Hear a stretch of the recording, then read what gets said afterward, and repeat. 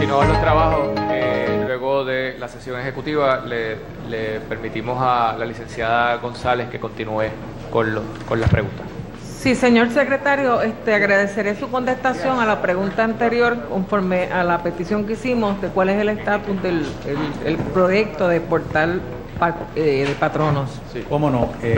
Perdóname, antes de que proceda, para aclarar para el récord, sostuvimos una reunión ejecutiva para discutir los pormenores de un planteamiento que se había hecho y se llegó a la conclusión que no hay un aspecto de confidencialidad que podemos discutir aquí en sala para la aclaración del pueblo de Puerto Rico y que estamos en récord. Muy bien. Eso es así para confirmar, pero agradecemos a los presentes en sala que permanezcan en silencio. Muy bien. Adelante, secretario. Sí, cómo no. Pues nosotros entendimos necesario hacer unas mejoras a lo que se denomina como el portal del patrono, que es un portal que se usa mayormente, como bien dice su nombre, por los patronos para, entre otras cosas, registrarse como patronos para efecto del seguro del desempleo, para tramitar pagos al Departamento del Trabajo por las distintas contribuciones que administra el Departamento del Trabajo y Recursos Humanos. Y entendíamos que había unas mejoras que se podían hacer, por ejemplo, que mediante el portal del patrono, en lugar de tener que estar en contacto continuamente con algún funcionario del departamento para hacer planes de pago, por ejemplo, que bajo ciertos parámetros esos planes de pago se pudiesen generar automáticamente por el sistema, que los patronos pudiesen entrar y ver sus deudas y todo lo demás. Nos embarcamos en ese proceso y contratamos una empresa para hacer ese trabajo. Secretario, le pregunto, ¿cómo fue el proceso de contratación de esa empresa? ¿Mediante subasta, mediante RFP? Sí, se recibieron varias propuestas, hubo un comité que evaluó las propuestas e hizo una recomendación al secretario. O sea, que fue mediante RFP.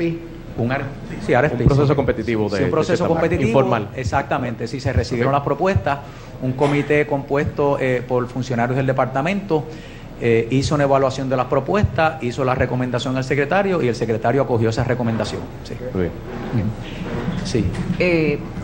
Me indicó que ese es un proyecto que se subvenciona con cargo a unos $600,000 que se le asignaron al departamento mediante resolución. Exactamente. Que es un proyecto que tiene una duración de aproximadamente un año, que se contrató el año pasado para comienzos posiblemente del año fiscal y que se hubiese dado por culminado quizás para los meses de julio, agosto de este año. Y que hasta el presente pues ha habido un desembolso de prácticamente la misma cantidad, unos $500,000, y que pues están en vías de ver cómo se va a solucionar la situación, ya sea mediante algún incumplimiento o litigación de ser necesario. Pero tenía que haber terminado el año pasado, ¿no? Sí, la expectativa nuestra era que se terminara mucho antes, ¿verdad? Mucho antes. Y no se ha terminado. Ese es un proyecto de suma importancia para el departamento porque le agiliza una serie de transacciones que están prácticamente manuales, ¿verdad? Sí, yo no tengo duda de que el proyecto es absolutamente necesario, pero también creo que nosotros tenemos un deber de velar por el uso correcto de los fondos públicos. Y pues nada, ¿Usted está planteando uso indebido por parte de la compañía? No estoy planteando uso indebido. Lo que pasa es que tenemos que velar para que los fondos que nosotros utilicemos resulten en un producto por el cual nosotros pagamos como contrato.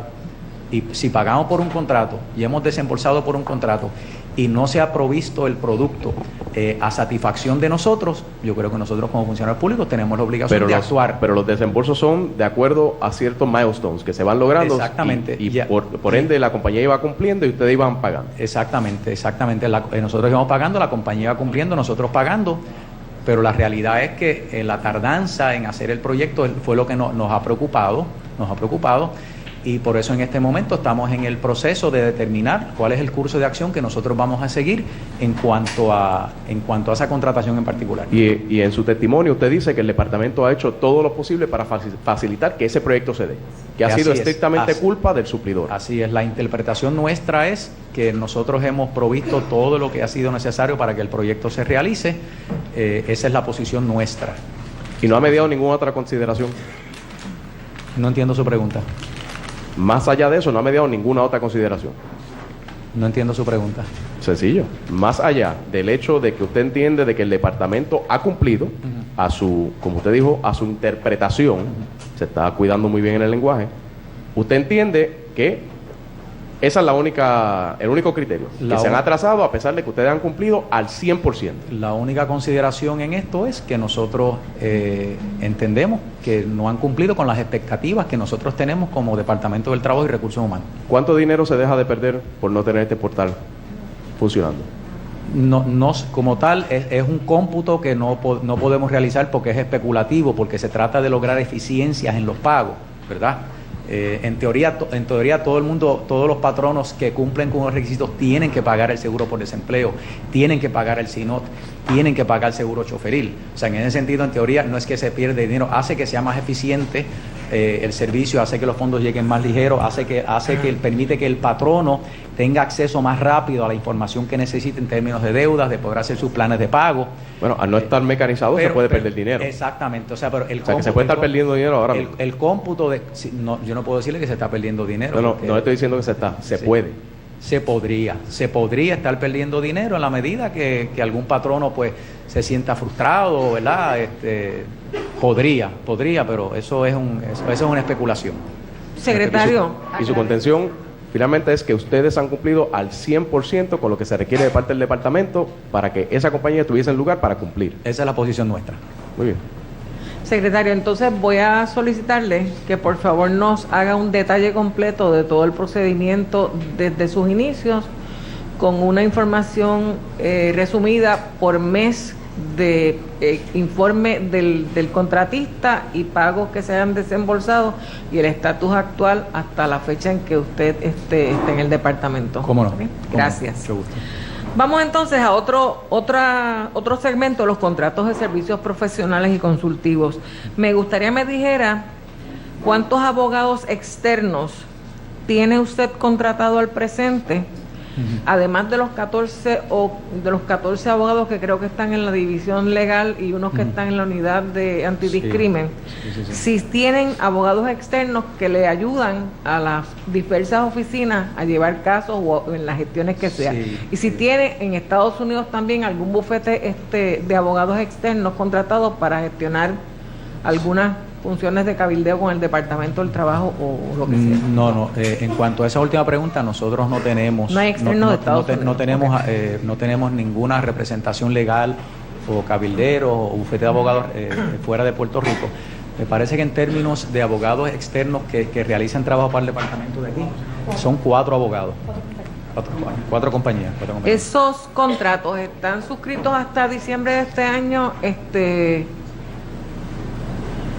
Sí, están suscritos hasta diciembre. Quiere decir que la persona, esos casos que tienen asignados, ¿hasta cuándo? Están suscritos hasta el 30 de junio porque son por año fiscal.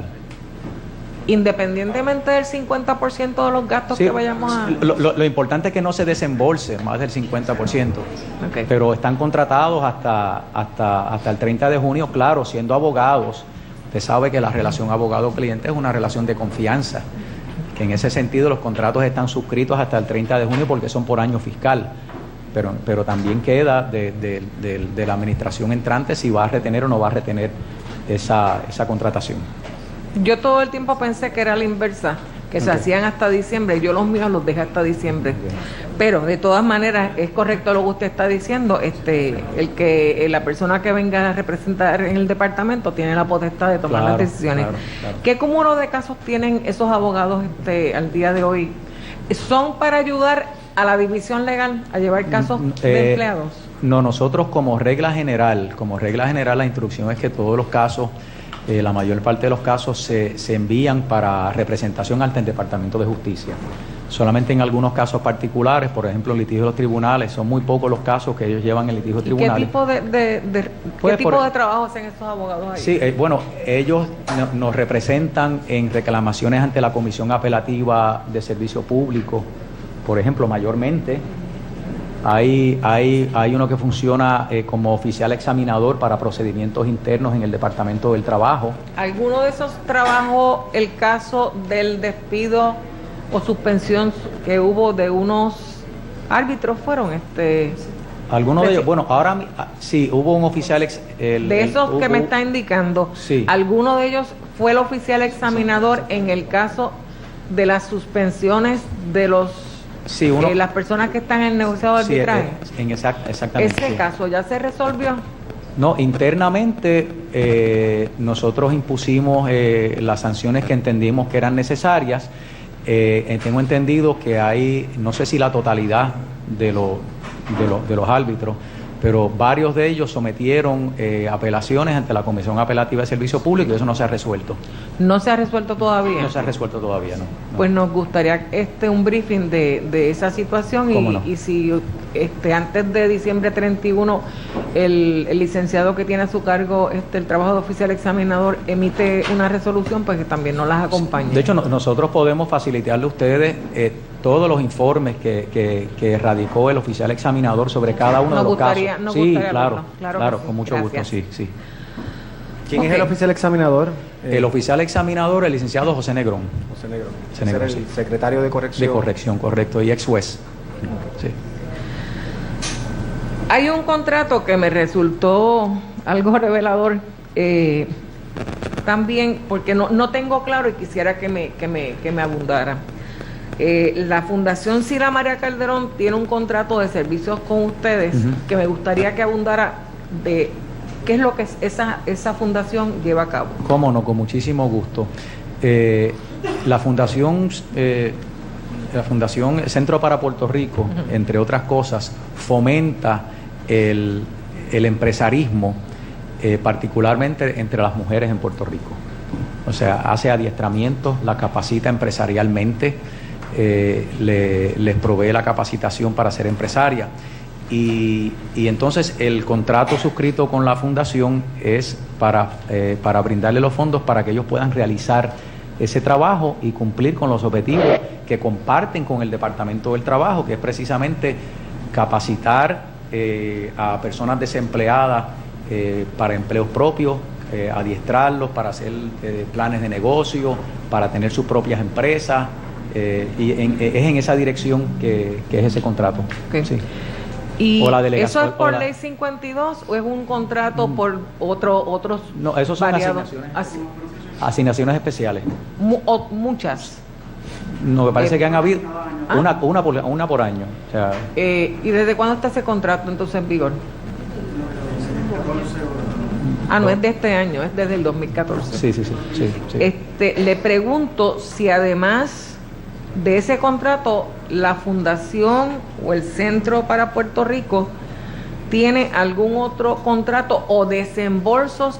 Me gustaría un detalle de las partidas donde se desembolsan los fondos para el pago de esos servicios para evaluarlas, ¿ok? ¿Cómo no? Además de esa fundación, por ejemplo, ¿alguna otra fundación en Puerto Rico tiene alguna propuesta con ley 52 o contrato de servicios con ustedes, como puede ser Ricky Martin, Fundación Goya? Claro, hay varias entidades sin fines de lucro que reciben fondos del Departamento del Trabajo y con muchísimo gusto podemos hacerle llegar la información. Ok, quería preguntar, el de la fundación de este año, ¿por cuánto es el contrato? $600,000. ¿Esos contratos también se hicieron por año calendario o por año fiscal? Este año particularmente, como bajó por una asignación especial, se hizo un trámite entre Hacienda, el departamento, y solamente me dio una propuesta, no hubo contrato para ella. ¿Es una propuesta mensual? Sí. No, en el caso, este año solamente. Por este año. Por este año fiscal, sí. Pues espero entonces el informe al respecto. Vamos a hablar de los recursos humanos de la agencia. No tengo claro el número exacto de empleados que tiene la agencia. No. Me los desglosa, por favor, en términos de regulares, empleados de confianza. Si hay algunos que estén en periodo probatorio, lo voy a agradecer porque la persona que llegue al departamento va a tener que tomar unas acciones posiblemente de inmediato. Y si hubo algún empleado transitorio que está pendiente o se convirtió en empleado regular conforme a la legislación que se aprobó recientemente, también me gustaría el desglose. Vamos con los regulares. Sí, ahora mismo la información que tengo a la mano, ¿verdad? Es con relación a los empleados regulares y esto es al 30 de septiembre. Al 30 de septiembre la nómina era de empleados regulares, era 1.534 empleados. ¿Y de confianza no tiene el número? De confianza, le digo inmediatamente, teníamos también a la fecha del 30 de septiembre 23 empleados de confianza. ¿Ya ha habido alguna reinstalación, secretario? De empleados. Sí, bueno, obviamente. En el transcurso de este año, ¿ha habido alguna reinstalación de empleados? Sí. Muchos de los empleados que estaban ocupando posiciones de confianza en el departamento ya eran empleados regulares del departamento.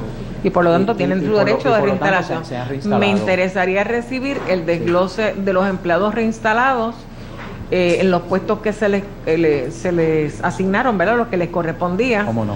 Y los ajustes que se le hicieron en sueldo a la fecha de la reinstalación. ¿Cómo? ¿Cuántas vacantes presupuestadas va a tener el nuevo incumbente para el futuro, si es que va a tener alguna? Ese número no lo tenemos a la mano. Necesito esa información también, secretario. Sí. ¿Ustedes son alguna de las agencias que ayer los compañeros de la Oficina de Gerencia y Presupuesto dijeron que estaban en el programa de pre-retiro? Sí, sí. ¿Cuántas personas están en esa situación? Que cualificaron. Sí, 184. 184 personas. Hay 183 empleados hasta el momento han cualificado para pre-retiro. Posiblemente no. Todas son personas con mucha experiencia en el departamento. Los puestos que dejan vacantes son puestos de cierta jerarquía dentro de la organización del departamento y esos puestos no se pueden llenar. Bueno, conforme ¿Cuántos puestos se pueden llenar de los que dejan vacantes? Sí. La ley lo que establece, hay 211, lo que establece es que después del análisis que haga cada agencia, del ahorro que produzca en el primer año la salida de personal, pueden usar un 30% para contratar puestos o para usarlos en inversión tecnológica. Secretario, y esa evaluación de que estas 180 personas pueden desplazarse o retirarse en el sistema del Departamento del Trabajo, parte de la premisa que usted corroboró que los trabajos del Departamento de Trabajo no se van a afectar sin estas 180 personas. Claro, es parte de los criterios que se utiliza, o sea, además de los criterios del tiempo en el trabajo. Creo que el criterio esencial debe ser que el Departamento del Trabajo va a seguir operando. Yo creo que debe coincidir. Sí, claro, conmigo. lo que quiero decir, eso es que iba. O sea, el criterio no es únicamente el tiempo que llevan trabajando, ni si el departamento tiene la posibilidad de aportar los fondos para el retiro, sino que esos dos criterios no son suficientes, sino que el departamento tiene que hacer una evaluación si esa posición podemos desprendernos de ella sin que afecte el funcionamiento del departamento. Y esas determinaciones ya se hicieron y se notificaron OGP. Sí, exacto. Ya nosotros recibimos estos 183 empleados, son los que después de someter una plantilla, Retiro determinó que cumplían con los criterios estrictamente formales en términos de la edad del empleado, en términos del tiempo en el servicio público, y ahora eso está en manos finales de la Oficina de Gerencia y Presupuesto para la determinación final. Luego de que ustedes evaluaran que no va a afectar el funcionamiento del Departamento del Trabajo. Claro, sí, porque es una de las evaluaciones que se hace, correcto. Sí. Secretario, le voy a hacer una pregunta curiosa de mi parte. Sí. Aquí ayer se estuvo hablando, yo lamentablemente no pude estar en la vista, aunque me hubiese gustado, pero vamos a tener la oportunidad de entrevistar de nuevo al director de la Oficina de Gerencia y Presupuesto. ¿Ustedes hicieron esa cosa que se pidió de unos excedentes en el departamento? De los excedentes. Los excedentes que la Oficina de Gerencia y Presupuesto, en virtud de la Ley 76, emitió unas normas para que se determinara unas funciones de duplicidad que podía haber existentes en diversas agencias. Y entonces las agencias hicieron los estudios de rigor conforme a las guías que envió la Oficina de Gerencia y Presupuesto y le sometieron unos listados pues de esas personas que eran lo que denominaron excedentes del gobierno. ¿Ese estudio se hizo en la nosotros obviamente hemos reestructurado asuntos dentro de la agencia, pero no enviamos personal a otras agencias. No identificamos excedentes del cual pudiésemos desprendernos. Okay. Perfecto. Muchas de las agencias, tengo entendido que lo que hicieron fue que le permitieron a los líderes sindicales que hicieran esas determinaciones y casualmente o causalmente ninguno de los que estaban en los sindicatos fueron decretados como excedentes. Entonces se remitieron mucha gente que tenían puestos permanentes pero que no estaban en ninguna de las unidades apropiadas. Pero me alegra saber que en el caso de ustedes hicieron una reingeniería en el departamento y pudieron reubicar a las personas y no hubo esa determinación. Ok, vamos a hablar de las integraciones. El departamento tenía muchas agencias bajo su jurisdicción, sí, y me interesa hablar en este momento de ADT y AFET. AFET era una agencia con un proyecto muy bonito, sí, y ADT también. Sí. Esas agencias pasaron por virtud de leyes que se aprobaron al departamento como tal. Sí.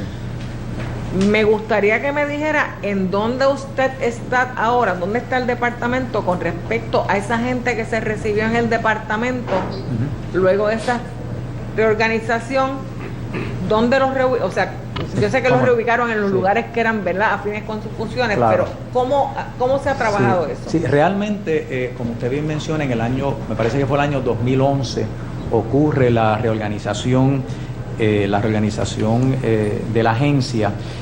Y ahí lo que eran la Administración de Derecho al Trabajo y la Administración para Adiestramiento de Futuros Empresarios y Trabajadores se integran al Departamento del Trabajo, pero esencialmente al integrarse lo que perdieron fue el nombre de la agencia porque los servicios se siguieron brindando. O sea, no es que dejaron de hacer lo que hacían antes, sino que se integran al departamento, se hacen formar parte de una secretaría auxiliar, que es la Secretaría Auxiliar de Adiestramiento y Promoción de Empleo. Lo que se conoce, o los que trabajamos ahí cariñosamente conocemos como SAAPE, o sea que los institutos vocacionales que se operaban siguen operando, que los programas de adiestramiento empresarial siguen funcionando, que el programa de escuela alterna sigue funcionando. Ahí no hubo variación de esos servicios, se siguen ofreciendo y con resultados muy positivos.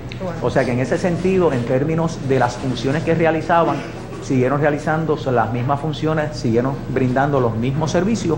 Lo único que pues en vez de ser agencias independientes como antes eran, se incorporan como una secretaría auxiliar. Y ahora viene la pregunta.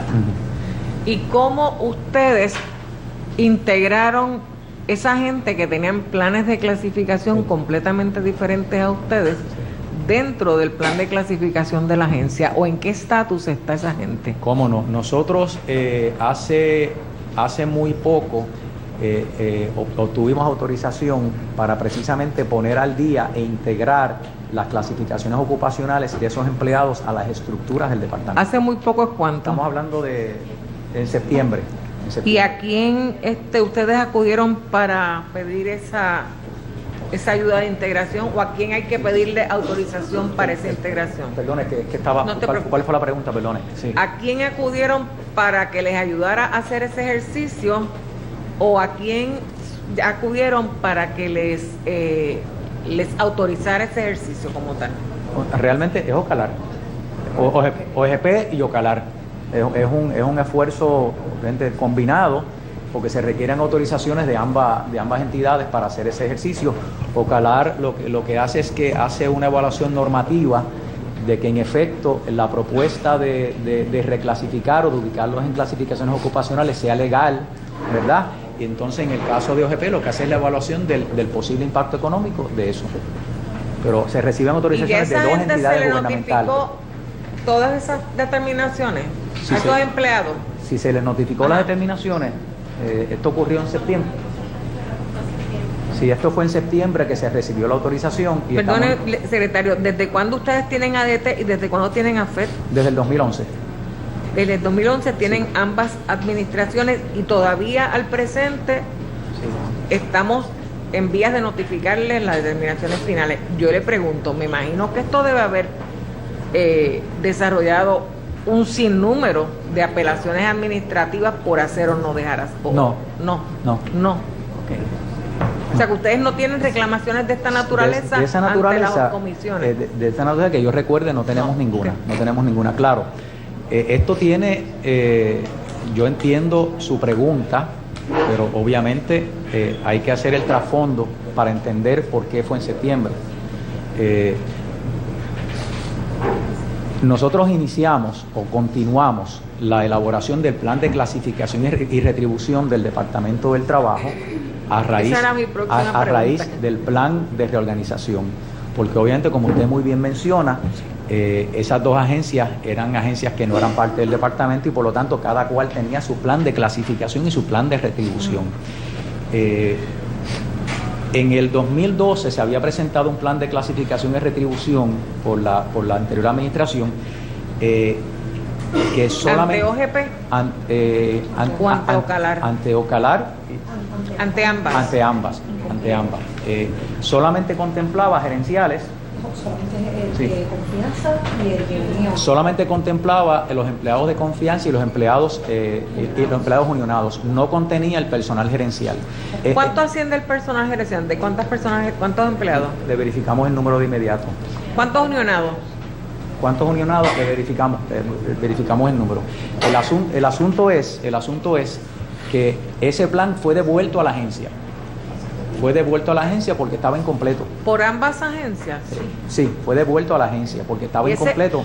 ¿Y ese estudio de clasificación que ustedes hicieron, lo hicieron internamente o contrataron alguna firma para ello? Le voy a dar los números de unionados diferenciales y continúa. Okay, no. En términos de personal unionado, el número que me dan es un poquito más de 1.190, 1.197 y gerenciales 1.273. Perdón, 273 gerenciales, 1.197 unionados. Sí. Gracias. Sí. Ok, volvemos de nuevo a la pregunta. Si ese estudio de clasificación que se hizo, lo hizo internamente la unidad de la Secretaría Auxiliar de Recursos Humanos, o si por el contrario ustedes contrataron alguna empresa Contratamos externa. Recursos externos para hacer eso. ¿A quién se contrató? Parece que la firma fue Perón Consulting. ¿Quién? Perón Consulting. ¿No sabe quién es la persona? Perón Consulting, la señora Yajaira Pérez. Gracias. ¿Y Wilfredo? ¿Wilfredo? Pérez. Adelante. Ellos entonces tienen la encomienda de trabajar sobre el plan que ya había sido devuelto, y en efecto ellos trabajaron sobre ese plan. El plan se desarrolló y se presentó, como se hace siempre, ante Ocalar para la aprobación correspondiente, para asegurarse de que en efecto el plan cumplía con toda la normativa que pueda aplicar en términos de recursos humanos. Una vez se presenta, ustedes saben que por lo menos los que han tenido la experiencia de pasar por ese proceso saben que no es meramente presentarlo y lo aprueban, sino que entonces surgen las evaluaciones de Ocalar, surgen sus dudas sobre distintas clasificaciones, surgen dudas sobre distintas cosas. Ese toma y dame, por ponerle un nombre, pues se tarda, ¿verdad? Finalmente Ocalar aprueba el plan y entonces es sometido a la Oficina de Gerencia y Presupuesto y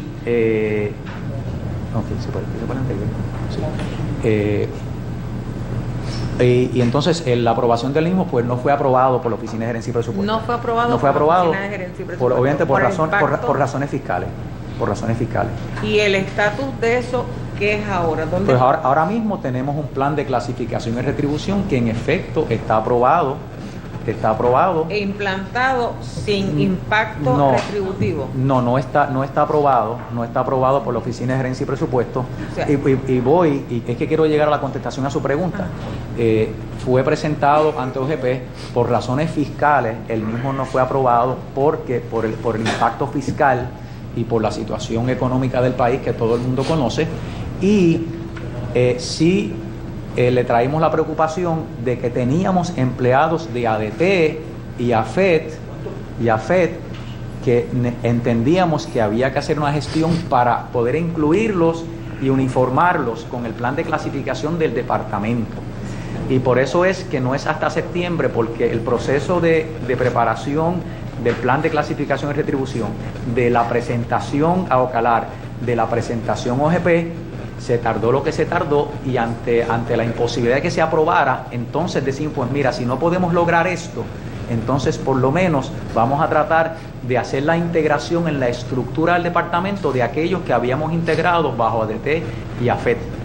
Pero eso no podíamos hacerlo porque la esperanza nuestra era que se pudiese aprobar un plan de clasificación que ya resolviera la integración de esos empleados al plan de clasificación.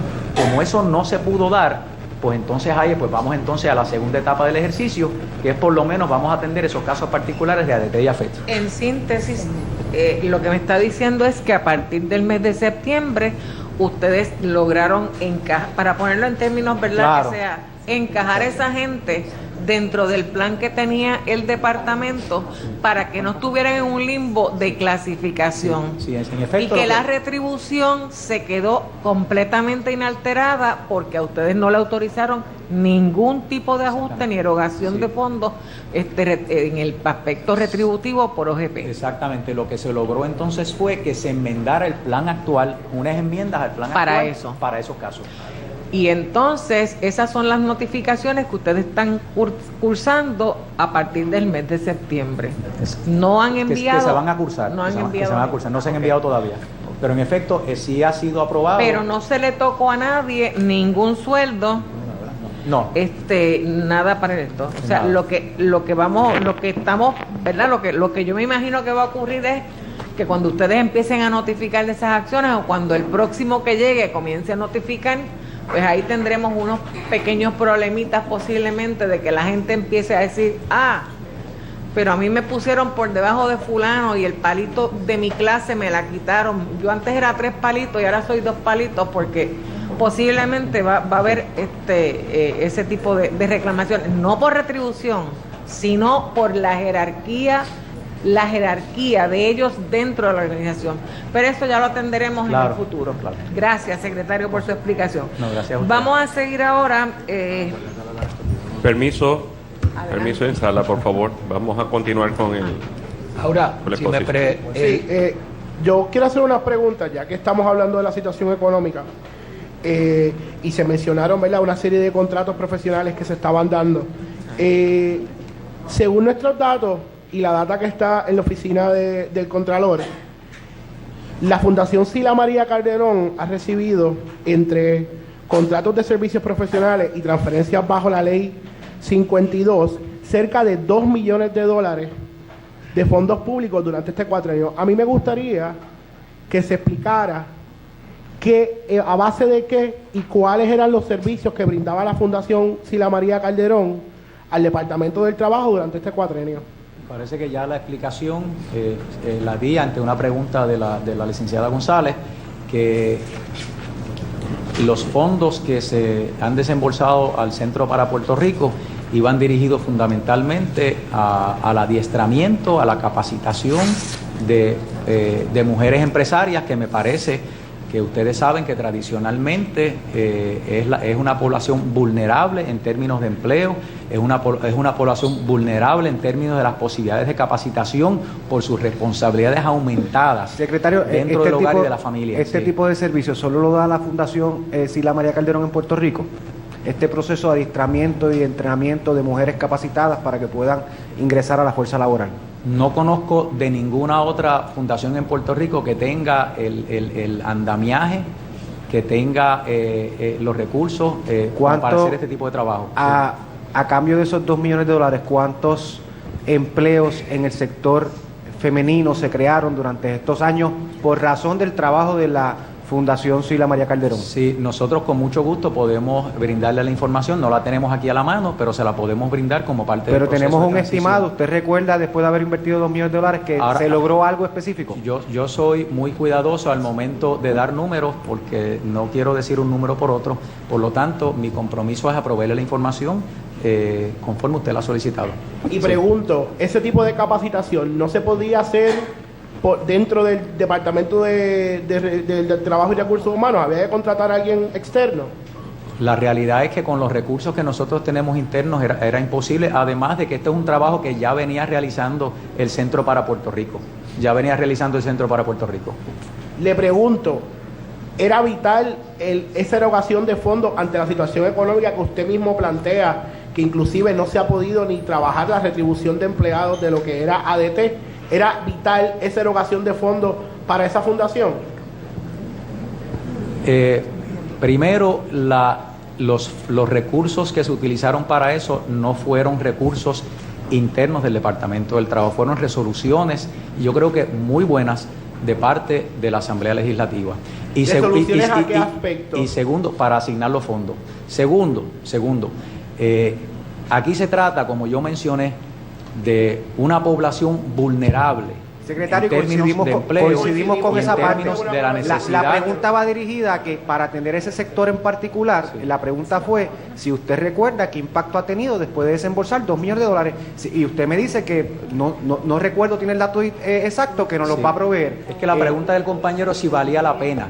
Y mi respuesta a la pregunta es sí valía la pena. Pero usted ahora mismo no sabe, sabemos los resultados. Pero no sabemos los resultados. ¿Cómo podemos concluir que vale la pena si no sabemos los resultados? Usted nos lo ha dicho aquí, que no sabe los resultados. No, que yo no voy a darle un dato por otro. Nosotros nos comprometemos. Pero usted conoce los resultados, ¿sí o no? Sí, no. ¿Cuáles son los resultados? Se sometían informes y les he dicho que yo con mucho gusto les vamos a someter la información tal y como se ha solicitado. Por eso no conoce los resultados aquí hoy. No lo recuerdo de memoria. Por eso es precisamente como concluir que valió la pena si no conozco los resultados, secretario. Algo, ¿verdad? Que ha significado... Pero nos va a proveer la información y lo podremos analizar. Ha significado cerca de un 40% del presupuesto anual de la agencia y no se conocen los resultados. Pregunto, ¿cómo fue el proceso de contratación de la Fundación Sila María Calderón? ¿Puedo aclarar algo, lo que está diciendo el secretario? Desde el punto de vista presupuestario, el presupuesto del departamento mayormente opera con fondos que no son del Fondo General. Leyes especiales que estábamos hablando ayer son muchos de ellos. Y ingresos que generan fondos federales, exacto. En el proceso presupuestario también, como parte de la participación de la Asamblea Legislativa, se hacen asignaciones especiales para instituciones no gubernamentales, que alguna agencia los administra.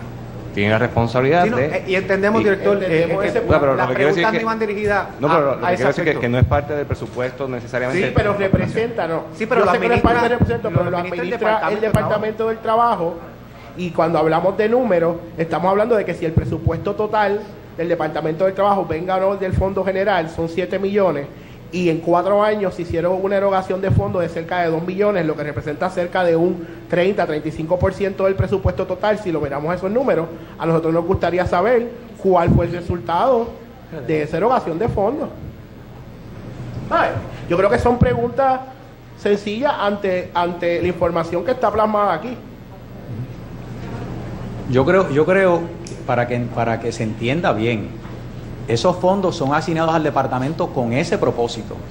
Y yo coincido, es con ese secretario, propósito. no se le está diciendo algo distinto. Sí. Se le preguntó si valía la pena, porque usted es el que lo fiscaliza y lo administra. Usted nos dijo originalmente que sí, pero no conoce los resultados. Pero cuando nos provea la información podremos hacer esa evaluación. Si al final del día los 2 millones que asignó quien sea, la Asamblea Legislativa en este caso, yo lo que fueron debidamente utilizados en tiempos de crisis donde todavía estamos esperando, muchos contribuyentes están esperando los reintegros. Y precisamente yo creo que ese es el marco de lo que se quiere hacer aquí. Y yo estoy seguro que para las mujeres beneficiadas por el programa... Sí, pero eso no sabemos, secretario, si me ha dicho que no cuando tenemos, usted nos provee la conocimiento información, de eso. veremos si hay mujeres beneficiadas, pero vamos a hablar con los datos. Estamos claros en la pregunta, solamente queríamos nosotros añadir que el secretario en este caso lo que está haciendo es cumpliendo con un mandato. Y el secretario lo ha dicho así desde que comenzó a contestar la pregunta, y lo entendemos. Pues, secretario, le vamos a agradecer que redondee la información, ¿verdad? Cuando nos someta la información. Con mucho gusto. Quisiera hacer una pregunta en particular de usted en el área de recursos humanos y como usted sabe, muchos de los jefes de agencia, algunos vienen de la empresa privada, otros como usted provienen del servicio público. Usted, cuando fue nombrado secretario del Departamento del Trabajo, ¿trajo balances de licencia y de enfermedad de otros puestos anteriores? No. ¿Y usted no acumuló licencia de vacaciones y enfermedad hasta que se emitió la orden ejecutiva del gobernador para el pago de compensación final, ¿no? O sea, en el departamento. La orden ejecutiva del gobernador de compensación final que emitió recientemente. Mire, yo le voy a decir, cuando a mí me nombraron al secretario del Trabajo, yo me acuerdo que hubo un periodista que me preguntó que cuánto iba a cobrar como secretario. Y yo le dije, mira, yo no tengo la menor idea porque cuando a mí se me ofreció la posición ni siquiera me interesó cuánto pagaba el puesto. Así que para decirle la verdad, pero lo importante si acumulaba... es que no trajo acumulaciones anteriores. No trajo. Eso es lo importante. Si acumulo o no acumulo, pues no? es algo a lo que nunca estuve pendiente porque no me parecía importante dentro de la responsabilidad que uno tiene como secretario. En el área de recursos humanos, para terminar con recursos humanos del departamento, le agradeceré que para fines de la persona que le vaya a sustituir, le indique si hay gestiones que haya que tomar, algunos periodos probatorios que venzan ahora en periodo de veda, etcétera. Claro. Etcétera. Vamos a la ley 66. No sé si dentro, porque fue un número de documentos que nos sometieron que fue bastante difícil atenderlos todos, pero me gustaría saber si ustedes han hecho dentro del periodo de la ley 66, primero ley 66 y veda electoral, vamos a coger los dos. Si hicieron reinstalaciones a partir de la ley 66, transacciones que involucren gastos como reclasificaciones de puestos, ascensos, aumentos variados o bonificaciones, no deben ocurrir, ¿verdad? Pero vamos. Y luego de eso, si hubo algún proceso de petición que se hiciera a Ocalar con respecto a veda electoral. Si esos procesos, si eso no está en los documentos que me sometieron, voy a agradecer que me los remitan. La pregunta es si se hizo alguna petición de excepción a la oficina de personal o a la OGP en veda electoral. Estando en vigor la veda, sí, se hicieron dos peticiones. Se hicieron dos peticiones. Una de las peticiones era solicitando la autorización para 5 investigadores para el área de sobrepago de la unidad que investiga los sobrepagos en términos de lo que se paga por seguro por desempleo. ¿Y eso constituye un nuevo reclutamiento o fueron dentro internos? Okay. Exactamente, fueron internos. ¿Y la Hubo otra? una segunda, porque fueron dos, le verifico. Sí. ¿Y una reclasificación que se denegó? Y una reclasificación que se denegó. Okay. Sí. Y se va a someter una de lo que sea, que es una propuesta federal. Sí. Vamos a hablar de OSHA, que OSHA es uno de los que más contribuye en términos, ¿verdad?, de chavitos para el departamento también. ¿Cuál ha sido el desempeño? Y le pregunto porque he escuchado información de que hay unas muertes que alegadamente ocurrieron en la Autoridad de Energía Eléctrica durante este año. Y ellos alegan que esas muertes no se están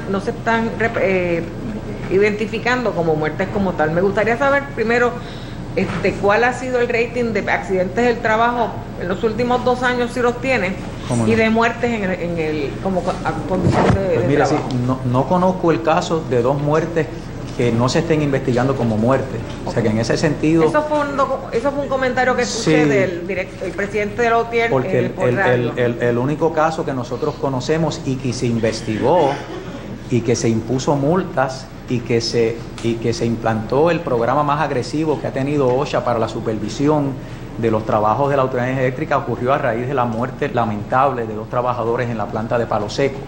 Pero en efecto no solamente se investigó, se adjudicó, se impusieron multas y como parte del acuerdo se impuso un programa extremadamente agresivo de supervisión, de consultoría, de on-site de nuestros inspectores allí. Es la única que conozco, o sea, es la única que conozco así de 2 muertes, ¿verdad?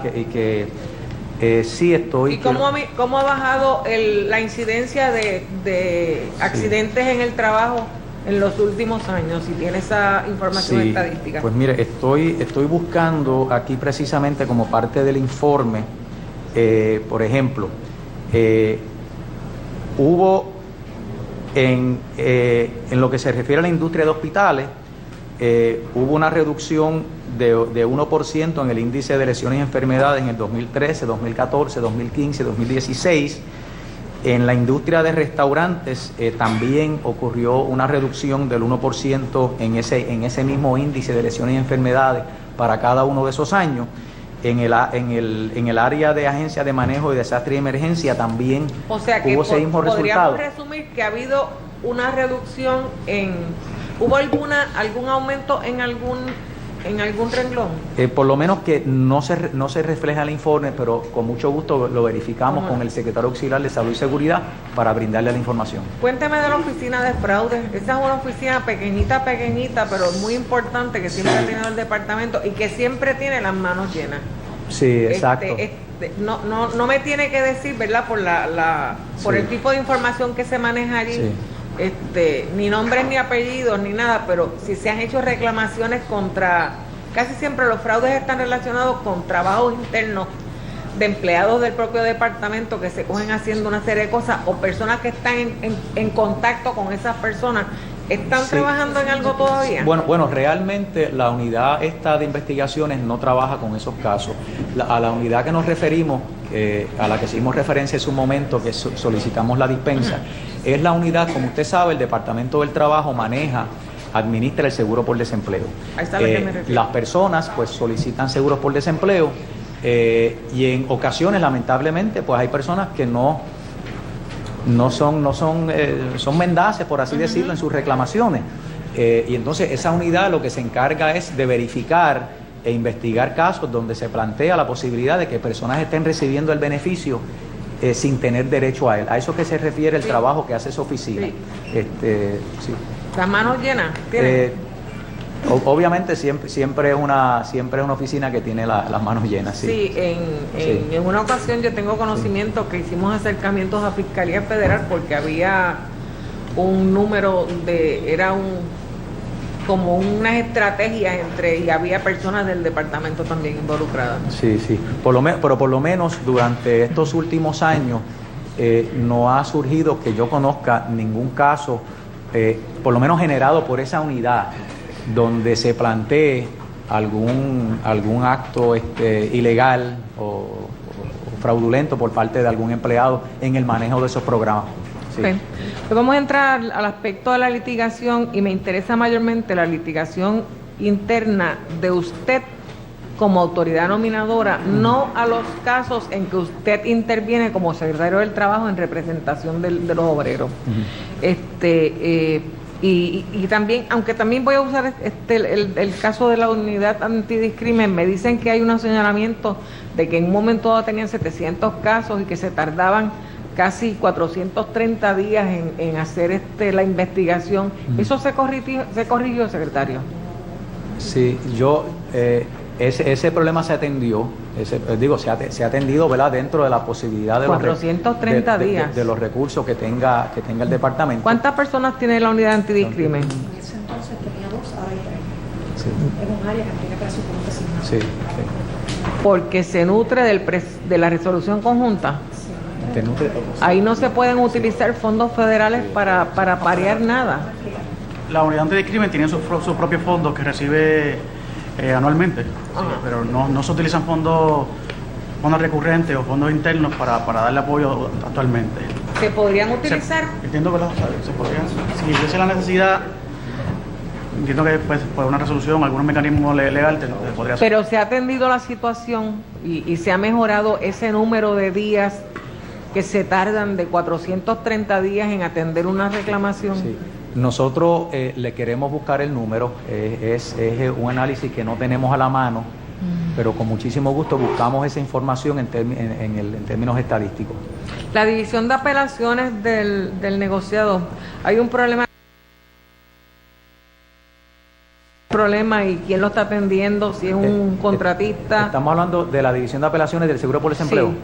Pues mire, yo puedo decirle que en el caso de las apelaciones ante el secretario es uno de los logros de los cuales nosotros nos sentimos particularmente orgullosos.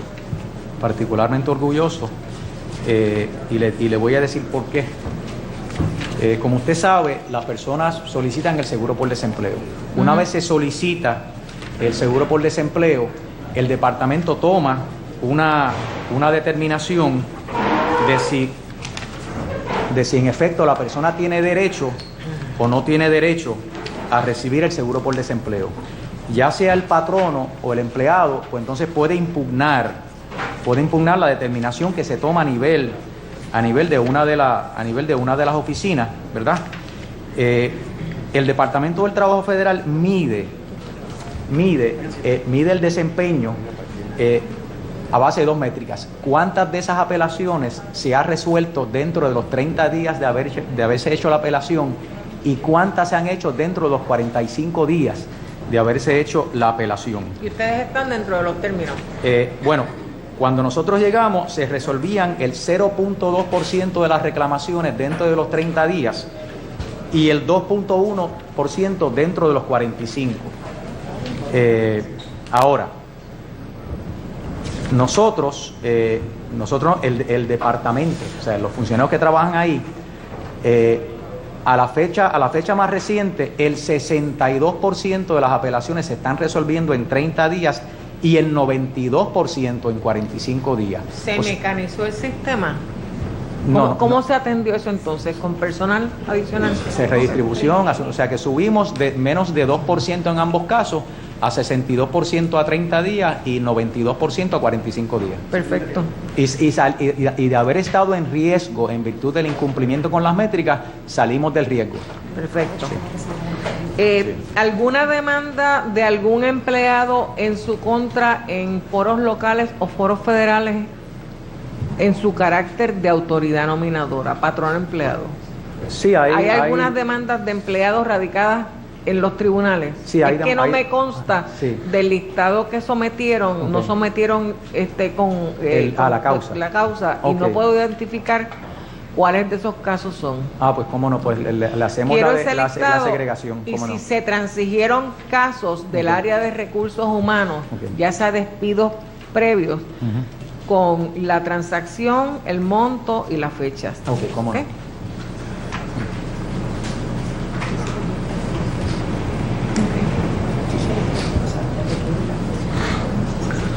Vamos a hablar de la negociación colectiva que se llevó a cabo previo a la adopción de la Ley 66. Antes de ayer aquí, el director de presupuesto, creo que fue, hizo un análisis y yo tengo aquí un documento que le entrego, si lo quieren ver, que dijo que la negociación de los convenios colectivos para los años fiscales 14 y 15 conllevaron la erogación de $181 millones.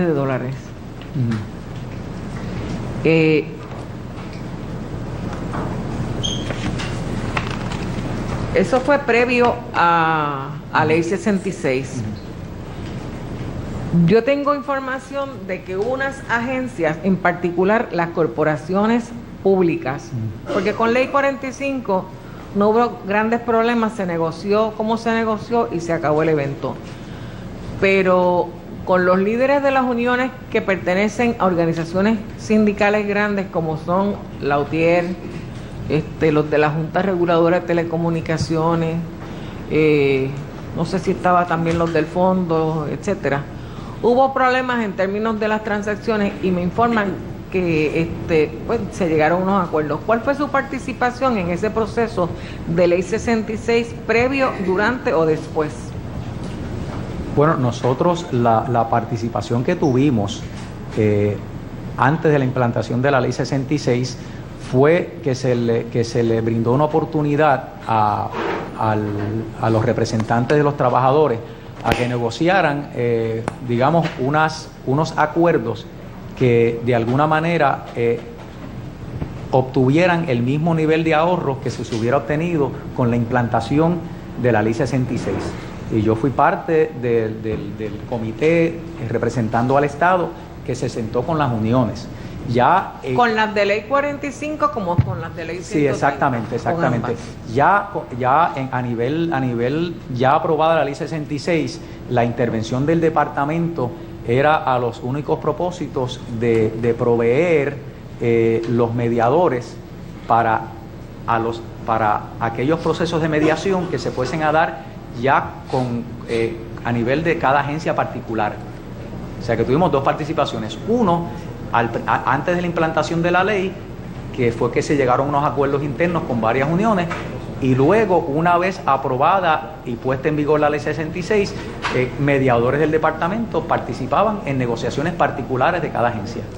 ¿Usted tiene conocimiento si esas negociaciones trascendieron la fecha de vigencia dispuesta en la Ley 66 para tomar decisiones? No, la ley 66, la fecha de vigencia, o sea, la fecha en que entraba en vigor, la misma ley 66 proveía hasta una fecha límite para negociar. A eso es lo que me refiero. Y facultaba al secretario del Trabajo a brindarle, me parece que eran 15 días adicionales, si así se pedía. ¿Usted tuvo alguna petición? Sí, hubo varias peticiones. ¿Se atendieron? ¿Ah? ¿Se atendieron esas peticiones? Todas las peticiones que fueron hechas fueron atendidas. ¿Hay evidencia por escrito de eso? Sí, claro. Me gustaría que me enviara copia de las claro peticiones y de la evidencia. ¿Cómo no? ¿Usted tiene conocimiento de si alguna agencia en particular de esas corporaciones públicas se excedió en el término y si hubo alguna determinación de nulidad del convenio colectivo o de las transacciones que se estaban haciendo por alguna agencia como es Ocalar u OGP? No conozco de ningún caso en el que se hayan excedido el término que hubiese venido a mi conocimiento. Ok. Sí.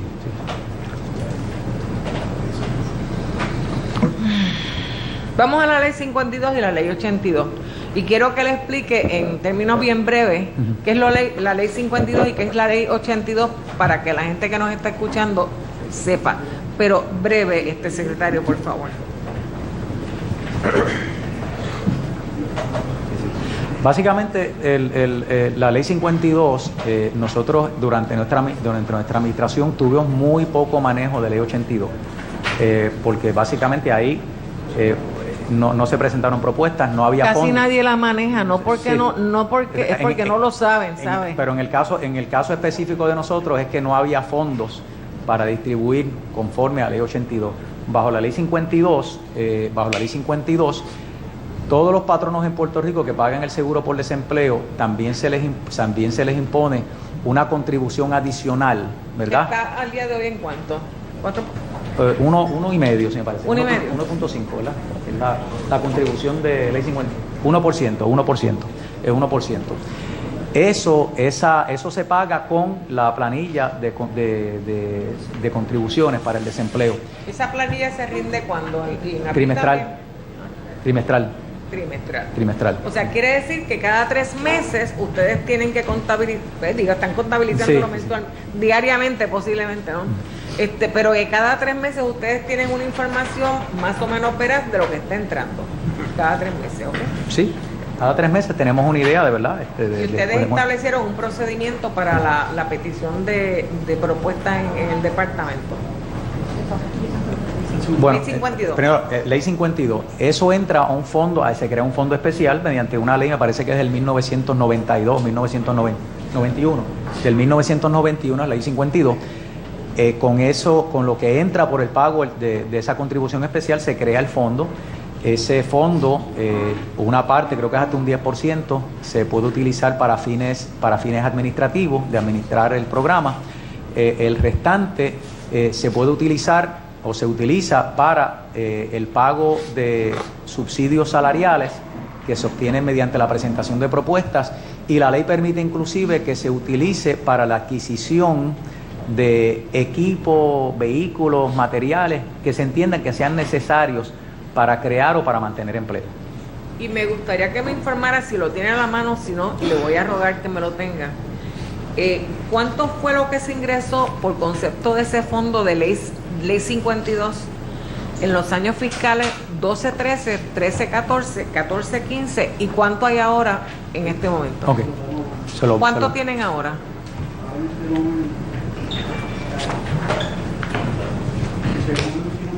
Hasta septiembre.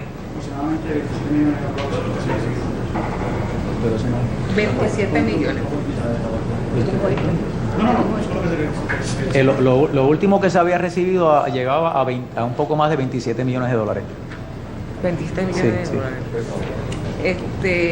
¿Y ese dinero se está utilizando ahora mismo en propuestas o se va a quejar dinero para la persona que venga o hay propuestas ya para...? Bueno, la forma en que funciona, para poder contestar su pregunta adecuadamente, se reciben las propuestas entre marzo, tiene unas fechas límite, entre marzo y abril, previo al próximo año fiscal.